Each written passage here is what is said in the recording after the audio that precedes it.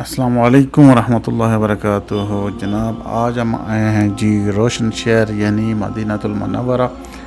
اور مدینہ المنورہ میں جس مقام پہ کھڑا ہوں، پیچھے آپ کو احد کا پہاڑ نظر آ رہا ہوگا، تو یہ مقام ہے مقام احد۔ اور یہ اس کا فاصلہ مسجد نبوی صلی اللہ تعالیٰ علیہ وآلہ وسلم سے تقریباً 10 کلومیٹر کا ہے۔ اور یہ جو پہاڑی یا درہ یا چبوترا جو آپ کو سامنے نظر آ رہا ہے، اس کو جبل رمہ، جبل کہتے ہیں پہاڑ کو، رمہ کہتے ہیں تیر اندازوں کو، تو اس کو جبل رمہ کہتے ہیں۔ اور یہ وہی پہاڑی یا وہی چبوترا ہے جہاں پہ حضرت محمد صلی اللہ تعالیٰ علیہ وآلہ وسلم نے 50 تیر انداز جو ہے وہ حضرت عبداللہ بن جبیر رضی اللہ تعالیٰ عنہ کی قیادت میں مقرر فرمائے تھے۔ تو یہ وہی سامنے چبوترا ہے۔ تو چلیں جی، چلتے ہیں جبل رمہ یعنی آرچر ہل پہ، اور دیکھتے ہیں کہ وہاں سے احد کا مقام کیسا لگتا ہے۔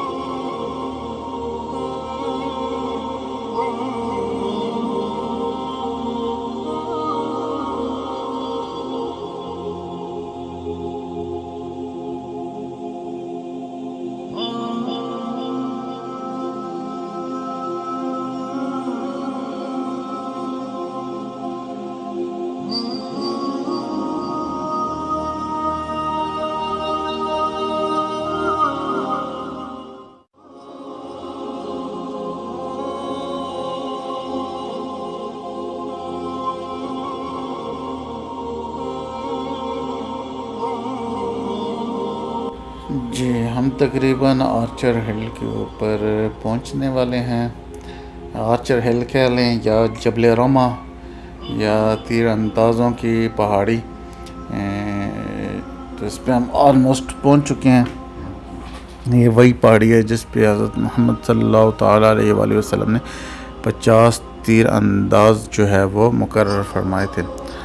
تو جب حضرت محمد صلی اللہ تعالیٰ علیہ وآلہ وسلم مدینہ سے روانہ ہوئے، تو آپ کے ساتھ ٹوٹل جو لوگ تھے وہ 1000 تھے، لیکن جب آپ احد کے مقام پہ پہنچے تو جو منافقین کا سردار جس کا نام ہے عبداللہ بن ابی، وہ حضرت محمد صلی اللہ تعالیٰ علیہ وآلہ وسلم سے علادہ ہو گیا اور عذر یہ پیش کیا کہ آپ حضرت محمد صلی اللہ علیہ وآلہ وسلم نے اس کا جو ہے مشورہ نہیں مانگا۔ اس کا مشورہ یہ تھا کہ قریش مکہ کا مقابلہ مدینہ کے اندر رہ کر ہی کیا جائے۔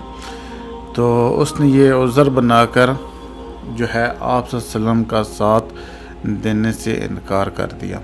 تو پیچھے جو ٹوٹل صحابہ کرام حضرت محمد صلی اللہ تعالیٰ علیہ وآلہ وسلم کا ساتھ تھے وہ تھے 700، جن میں سے 100 جو صحابہ کرام تھے یا جو مجاہدین تھے، انہوں نے زرہ پوش یعنی زرہ پہنی ہوئی تھی، اور پورے لشکر میں صرف 2 گھوڑے تھے۔ ایک گھوڑا حضرت محمد صلی اللہ علیہ وسلم آپ کا تھا، اور ایک دوسرا گھوڑا ابو بردہ بن دینار حارثی کا گھوڑا تھا۔ جبکہ دوسری جانب قریش مکہ کی کل تعداد جو جنگ کے لیے آئی تھی 3000 تھی، جن میں سے 700 لوگوں نے زرہ پہنی ہوئی تھی، اور ان کے جو ہے ساتھ میں 200 گھوڑے تھے، اور 3000 اونٹ بھی تھے، اور اشراف مکہ کی جو 15 خواتین بھی ساتھ میں تھیں جو اشعار پڑھ پڑھ کر مردوں کو جوش دلاتی تھی۔ قریش مکہ کے جو سرداران تھے اور جنگ کے جو 5 سپہ سالار تھے، ان میں حضرت خالد بن ولید رضی اللہ تعالیٰ عنہ، حضرت اکرمہ بن ابی جہل، حضرت صفوان بن امیہ، حضرت عمر بن العاص اور حضرت عبداللہ بن ابی ربیعہ رضی اللہ تعالیٰ عنہم تھے، جو کہ بعد میں مشرف با اسلام ہوئے۔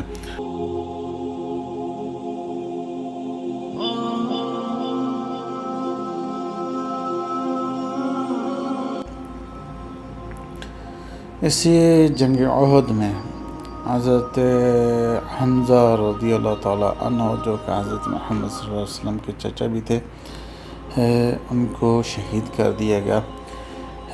وحشی بن عرب، جو جبیر بن مطعم کا حبشی غلام تھا، جنگ بدر میں جبیر کے چچا طائمہ بن عدی حضرت حمزہ رضی اللہ تعالیٰ عنہ کے ہاتھ سے قتل ہوا تھا، اور جبیر کو اس کا بہت صدمہ تھا، اور اس نے اپنے غلام جس کا نام تھا وحشی بن عرب کو کہا تھا کہ اگر میرے چچا کے بدلے تم حضرت حمزہ رضی اللہ تعالیٰ عنہ کو شہید کر دو تو میں تمہیں آزاد کر دوں گا۔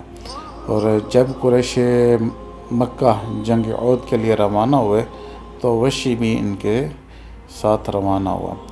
وحشی حضرت حمزہ رضی اللہ تعالیٰ عنہ کی طاق میں ایک پتھر کے نیچے چھپا ہوا تھا، اور جب حضرت حمزہ رضی اللہ تعالیٰ عنہ وہاں سے گزرے تو وحشی نے پیچھے سے حضرت حمزہ رضی اللہ تعالیٰ عنہ کی ناف پر نیزہ مارا، جو کہ جسم سے آر پار ہوا۔ حضرت حمزہ رضی اللہ تعالیٰ عنہ چند قدم چلے مگر لڑکھڑا کر گر پڑے اور جام شہادت نوش کیا۔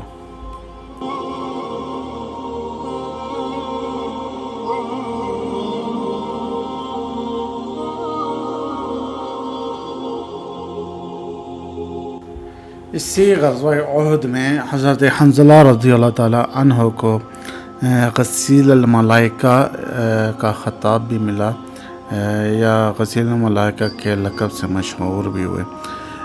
حضرت حنظلہ رضی اللہ تعالیٰ عنہ غزوہ احد میں حضرت محمد صلی اللہ تعالیٰ علیہ وآلہ وسلم کے ساتھ تھے، اور ابو سفیان اور حضرت حنظلہ رضی اللہ تعالیٰ عنہ کا مقابلہ ہو گیا۔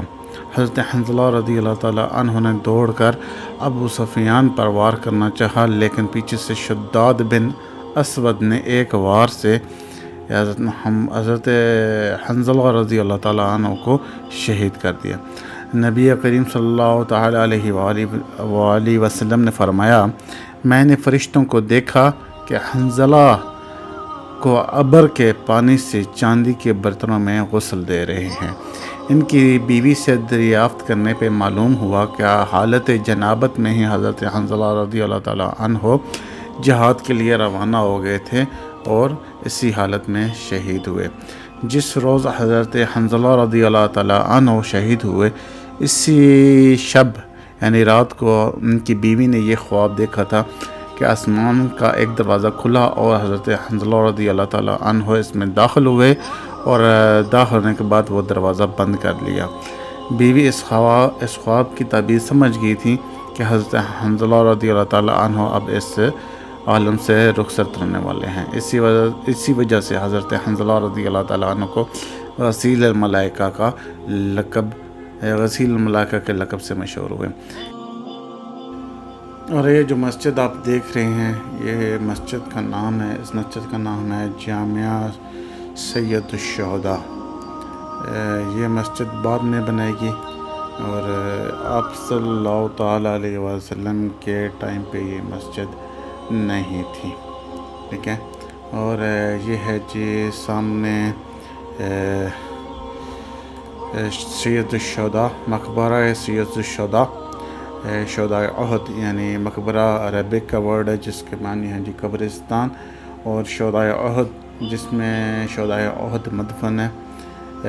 اور اس جو احد ہوا تھا غزوہ احد، اس میں 70 صحابہ کرام شہید ہوئے، جن میں سے اکثر انصار تھے، اور بے سر و سامانی کا یہ علم تھا کہ کفن کی چادر بھی پوری نہ تھی۔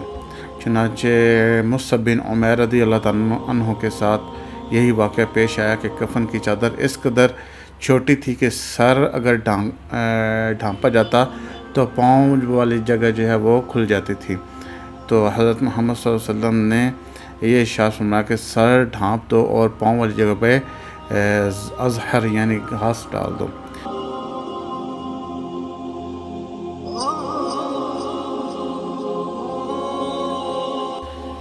اسی غزوہ یعنی غزوہ احد میں ابی بن حلف کا بھی قتل ہوا۔ ابی بن حلف جو کہ حضرت محمد صلی اللہ تعالی علیہ وآلہ وسلم کو شہید کرنے کی غرض سے اس نے گھوڑا پالا ہوا تھا، اور اس گھوڑے کو دانہ کھلاتا اور اس کو خوراک دیتا، اور اس نیت سے دیتا کہ وہ حضرت محمد صلی اللہ علیہ وآلہ وسلم کو شہید کرے گا۔ تو اسی جنگ میں جب وہ اپنا گھوڑا دوڑاتا ہوا حضرت محمد صلی اللہ تعالی علیہ وآلہ وسلم کو حضرت محمد صلی اللہ تعالی علیہ وآلہ وسلم کی طرف آ رہا تھا، تو آپ کو اس کی اطلاع ہوئی، تو آپ حضرت محمد صلی اللہ تعالی علیہ وآلہ وسلم نے اسی وقت ارشاد فرما دیا کہ انشاءاللہ میں اس کو قتل کروں گا۔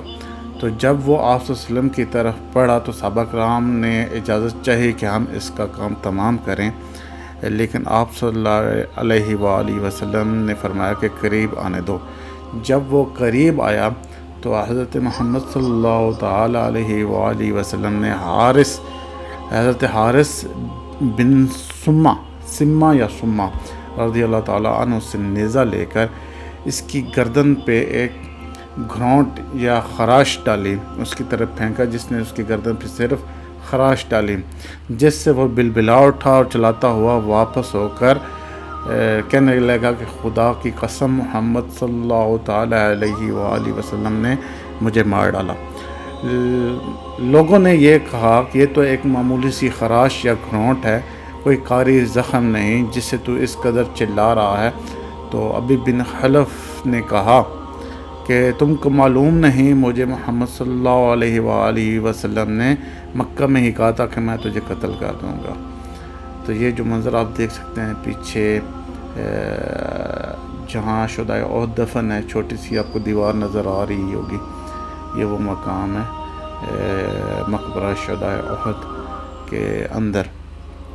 تو بات ہو رہی تھی ابی بن حلف کے، تو کہتا تھا کہ اس جو گھرونٹ یا اس جو خراش، جو نیزے کی خراش تھی، اس کی تکلیف اتنی زیادہ تھی کہ اگر حجاز کے تمام باشندوں میں تقسیم کر دی جائے تو سب کی ہلاکت کے لیے کافی ہوگی۔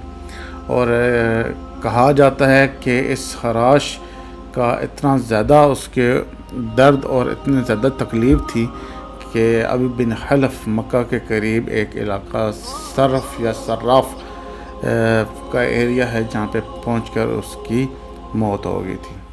تو یہ تھا ایک مختصراً سا واقعہ اور ہمارا وزٹ شہدائے احد پہ، مقبرہ شہدائے احد پہ اور مقام احد پہ۔ اللہ تعالیٰ ہماری یہ حاضری قبول فرمائے اور ہمیں ہدایت عطا فرمائے۔ یہ مسجد شہدائے احد کا جو ہے بیک سائیڈ ہے، اور سامنے احد کے پہاڑ آپ کو نظر آ رہے ہیں۔